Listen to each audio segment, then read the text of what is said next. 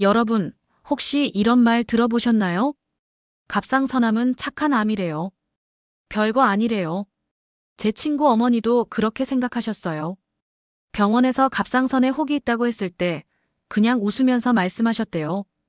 젊은 사람들도 많이 걸리는데 뭐 큰일이겠어요? 그런데 말이죠. 석 달 뒤에 다시 병원 갔을 때 의사 선생님이 말씀하셨답니다. 어머니, 이제 수술이 좀 어려워졌습니다. 암이 주변으로 번졌어요. 그때부터 모든 게 달라졌어요. 수술도 못하고 방사선 치료받으면서 몸은 점점 약해지고 결국 1년을 못 버티셨습니다. 여러분, 이게 바로 오늘 제가 꼭 말씀드리고 싶은 이야기예요. 젊은 사람한테는 정말 착한 암일 수도 있어요. 그런데 60 넘으면, 70 넘으면 완전히 다른 병이 되어버립니다. 같은 병도 나이 든 몸에서는 전혀 다르게 움직이거든요. 오늘은 왜 60 넘어서 갑상선암에 걸리면 더 위험한지 그 이유 3가지를 차근차근 말씀드릴게요. 그리고 어떻게 하면 미리 막을 수 있는지도 함께 이야기 나눠보겠습니다. 설거지 하시면서 들으셔도 돼요. 빨래 개시면서 들으셔도 좋아요. 편하게 들어주세요. 자, 그럼 시작해볼까요? 먼저 이야기 하나 들려드릴게요. 우리 동네에 사시는 박 할머니 있잖아요. 올해 65이세요. 작년 가을쯤이었나. 목소리가 자꾸 쉰다고 하시더라고요. 요새 목이 왜 이렇게 안 좋은지 모르겠어. 감기도 아닌데. 주변에서 다들 뭐라고 했을까요? 나이 들면 그렇지 뭐. 목도 늙는 거지. 이렇게 말했어요. 할머니도 그러려니 하셨고요. 그런데 몇 달 지나니까 목에 뭔가 볼록 튀어나온 게 만져지더래요. 그제야 병원 가셨어요. 그랬더니 의사 선생님이 말씀하시는 거예요. 할머니, 갑상선에 혹이 있는데 검사 좀 해봐야겠어요. 검사 결과 나왔을 때 갑상선암이었어요. 그것도 이미 주변 림프절까지 번진 상태였대요. 할머니는 그때 엄청 놀라셨죠. 난 그냥 목이 좀 쉰 것뿐인데 이게 암이었어. 여러분, 이게 바로 첫 번째 위험한 이유예요. 나이 드신 분들은 증상을 잘 못 느끼세요. 아니, 느껴도 그냥 나이 탓으로 넘겨버리시는 거예요. 갑상선암은 처음에 아프지 않아요. 그냥 목에 뭔가 만져지거나 목소리가 쉬거나 삼킬 때 좀 불편하거나 이 정도예요. 그런데 이게 다 나이 들면 그럴 수 있는 증상이잖아요. 그래서 그냥 넘기시는 거예요. 병원 가는 것도 귀찮고 별일 아니겠지 하면서요. 젊은 사람들은 조금만 이상해도 바로 병원 가요. 인터넷도 찾아보고 주변에 물어보고. 그런데 나이 드신 분들은 그냥 참으시잖아요. 이 정도는 괜찮아 하면서요. 그 시간이 문제예요. 갑상선암은 천천히 자라는 암이긴 해요. 그런데 몇 개월, 1년씩 놔두면 어떻게 될까요? 주변 조직으로 퍼지기 시작해요. 목에 있는 신경, 기관, 림프절. 이런 데로 번지는 거예요. 그러면 수술이 어려워져요.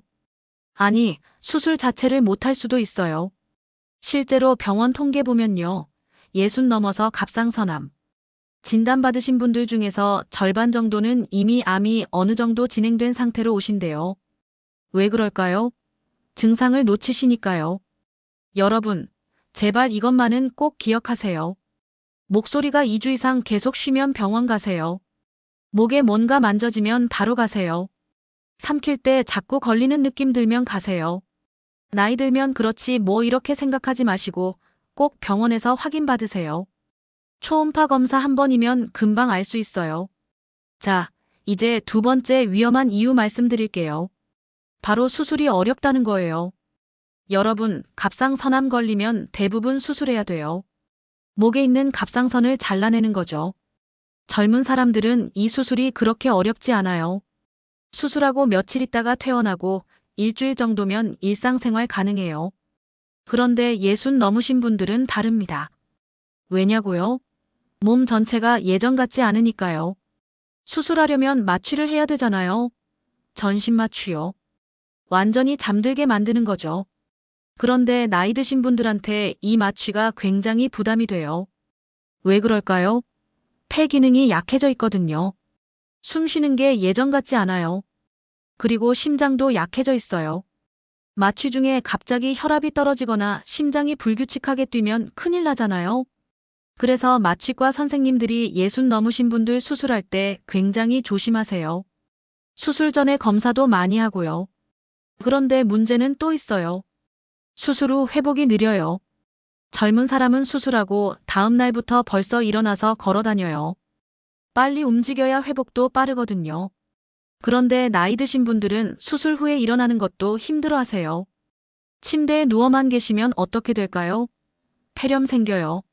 누워만 있으면 가래가 폐에 고이잖아요. 그게 염증이 되는 거예요.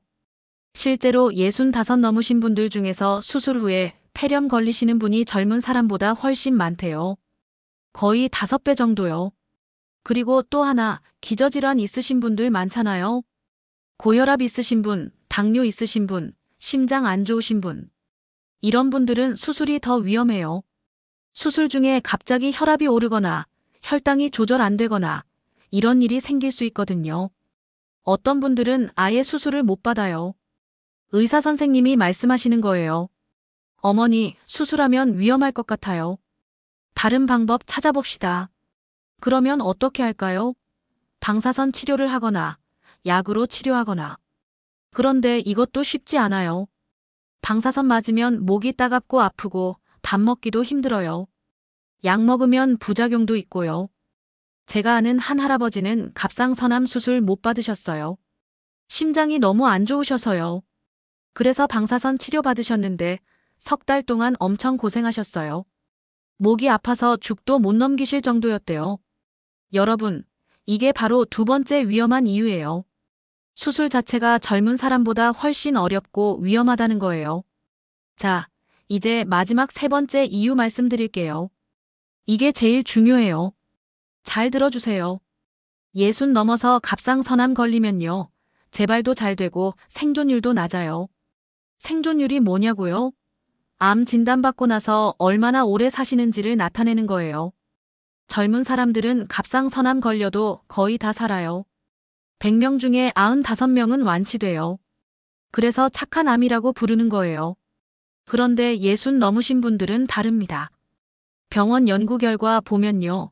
65 넘어서 갑상선암 걸리신 분들은 10년 후에 살아계실 확률이 젊은 사람보다 15에서 20% 정도 낮아요.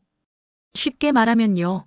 젊은 사람은 100명 중에 95명이 살아남는데 60 넘으신 분들은 100명 중에 75에서 80명 정도만 살아남으신다는 거예요.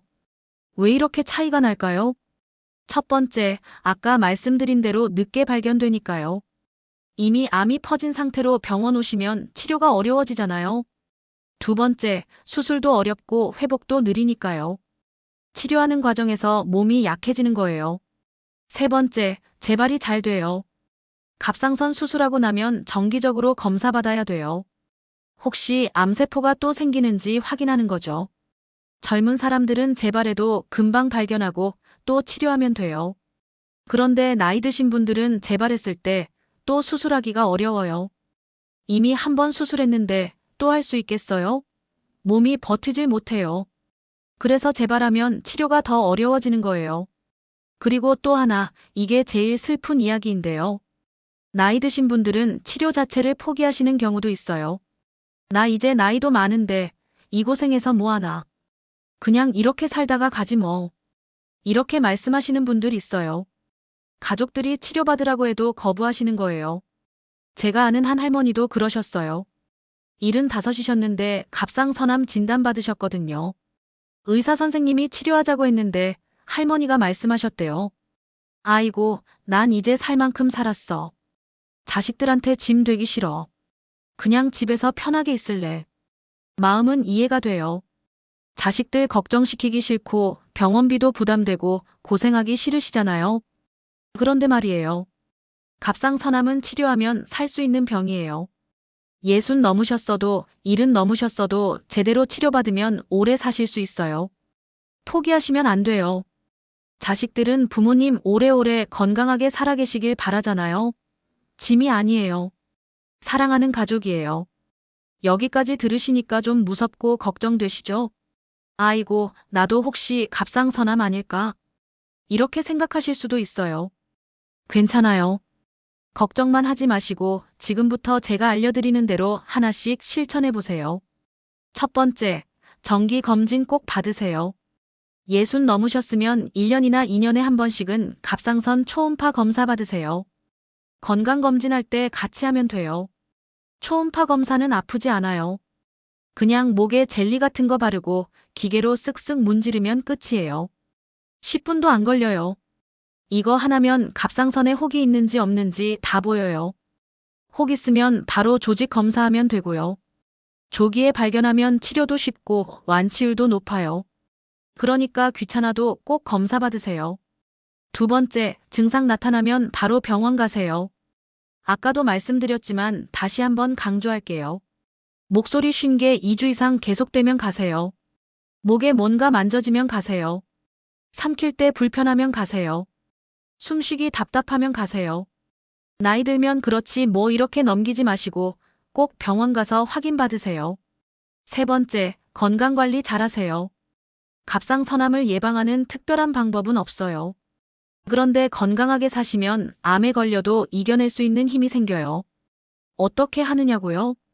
먼저 운동하세요. 걷기 운동이 제일 좋아요. 하루에 30분씩만 걸어도 돼요. 동네 한 바퀴 돌거나 시장 다녀오거나 이것만 해도 충분해요. 운동하면 면역력이 올라가요. 암세포랑 싸울 수 있는 힘이 생기는 거죠. 그 다음 잘 드세요. 골고루 드세요. 고기도 드시고 채소도 드시고 과일도 드시고 밥도 잘 챙겨 드시고요. 영양 부족하면 몸이 약해져요. 특히 단백질 잘 챙겨 드세요. 고기, 생선, 달걀, 두부 이런 거요. 단백질이 우리 몸에 힘을 만들어줘요. 그리고 잠도 잘 주무세요. 밤에 잘 자야 낮에 활동할 수 있고 몸도 건강해져요. 네 번째, 기저질환 관리 잘하세요. 고혈압 있으시면 약 꼬박꼬박 드시고 혈압 재보세요. 당뇨 있으시면 혈당 관리 잘하시고 단 거 조심하세요. 심장 안 좋으시면 무리하지 마시고 정기적으로 검사 받으세요. 기저질환 잘 관리하면 나중에 암 걸려도 치료받기가 훨씬 수월해요. 다섯 번째, 가족들이 챙겨주세요. 혼자 사시는 어르신들 많으시잖아요. 자식들이 멀리 있고 혼자 지내시는 분들요. 이런 분들은 정말 위험해요. 아파도 혼자 참으시고 병원도 안 가시거든요. 그러니까 가족들이 자주 연락하시고 건강 챙겨드리세요. 어머니, 요새 몸은 괜찮으세요? 어디 불편한 데 없으세요? 이렇게 물어봐 주세요. 그리고 1년에 한 번은 꼭 같이 병원 가서 검진받게 해드리세요. 부모님이 혼자 병원 가시기 어려우시면 같이 가드려야 돼요. 그게 효도예요. 여러분, 여기까지 잘 들어주셨어요? 오늘 말씀드린 내용 정리해 드릴게요. 60 넘어서 갑상선암 걸리면 왜 위험한지 이유 3가지 기억하시죠? 첫 번째, 증상을 잘 못 느끼고 놓치기 쉬워요. 그래서 늦게 발견돼요. 두 번째, 수술이 어렵고 위험해요. 나이 드신 몸으로는 마취도 부담되고 회복도 느려요. 세 번째, 재발도 잘 되고 생존율도 낮아요.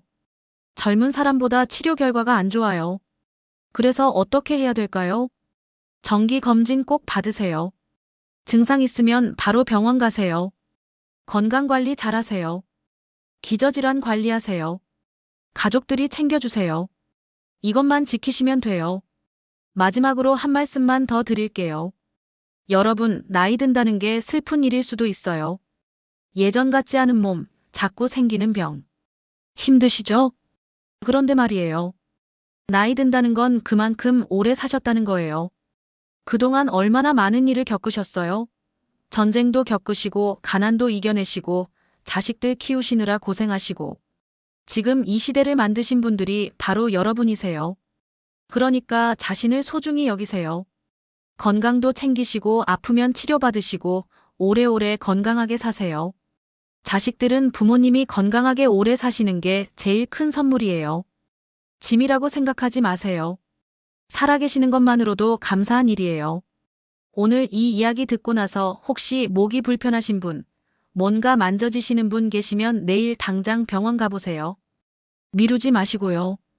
그리고 주변에 혼자 사시는 어르신 계시면 한번 연락해보세요. 요새 건강은 어떠세요? 물어봐 드리세요. 작은 관심 하나가 생명을 살릴 수 있어요. 여러분, 오늘 긴 이야기 끝까지 들어주셔서 정말 감사합니다. 부디 건강하시고 오래오래 행복하게 사세요. 다음에 또 좋은 이야기로 찾아뵙겠습니다. 감사합니다.